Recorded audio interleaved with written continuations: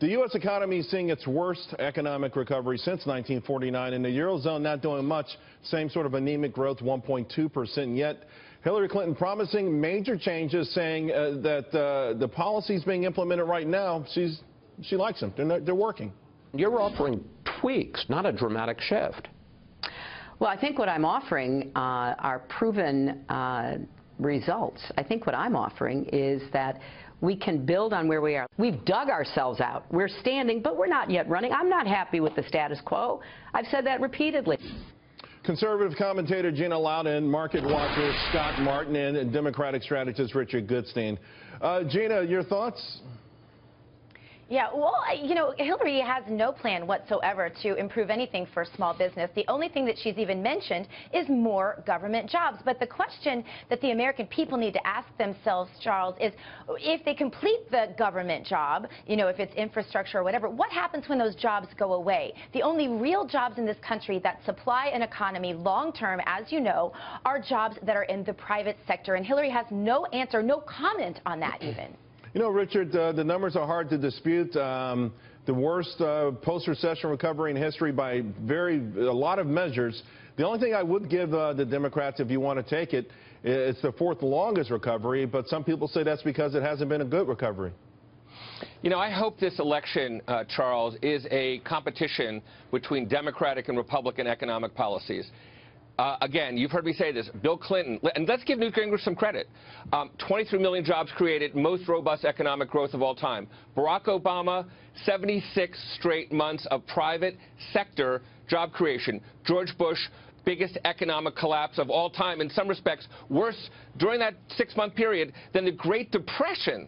So yes, let's have that contest. Hillary Clinton would have that every day of the week. And incidentally, I'm sure you're going to mention the 10,000-point improvement in the stock market and the halving of the unemployment rate and so forth, right? We're going to give President Obama some credit, right? Scott, and you know, even with that worse period for George Bush that Richard brought up, his 8 years still produced better annual GDP growth than President Obama. So that does say something.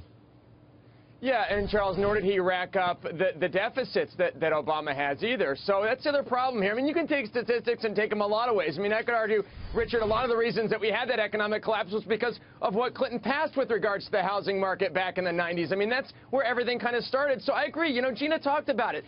Clinton doesn't really have any plans, and that boggles my mind considering that you have income inequality that's at modern-day records as far as discrepancies there. You have economic quality of growth that's not there. Yes, the jobs numbers are there, but the job quality is not there. So for Clinton to say that she's going to do these minor tweaks in this economy is crazy to me because it obviously needs a lot of changes. Gina, I mean, as far as I can tell, the progressive movement, which Hillary's moved even further left, is all about the idea that there's a lot of money sloshing around out there and just a handful of people have it, and we're going to take it from them. And I really think if we listen, and I've been listening closely, Hillary Clinton wants the American public to give her the power to actually go on corporate balance sheets, to go on corporate income statements, and take this money and redistribute it.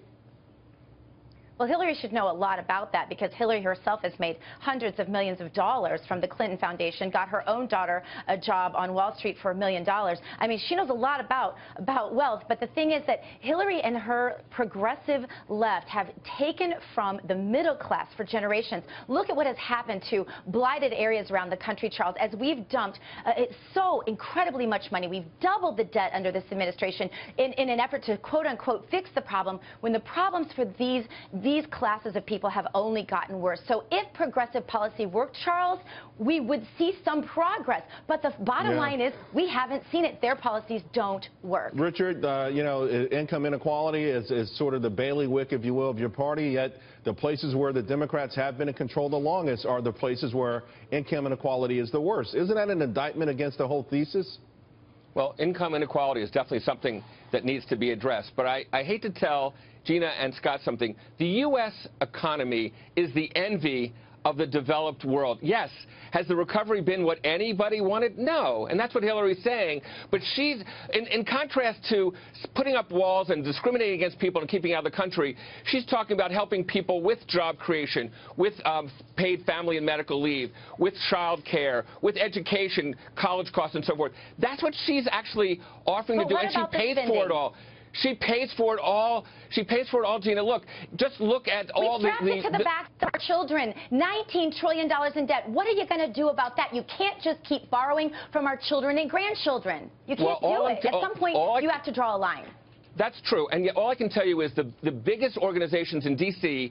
that are bipartisan, nonpartisan, that look at debt issues, they are freaked out by Donald Trump's proposals between tax and spending. Everybody, not this one second, guys. You know, Richard, I think you make a great point about us doing better than the developed world, which is the cautionary tale, because they've gone down this path a lot sooner or further than we have. Maybe we want to put the brakes on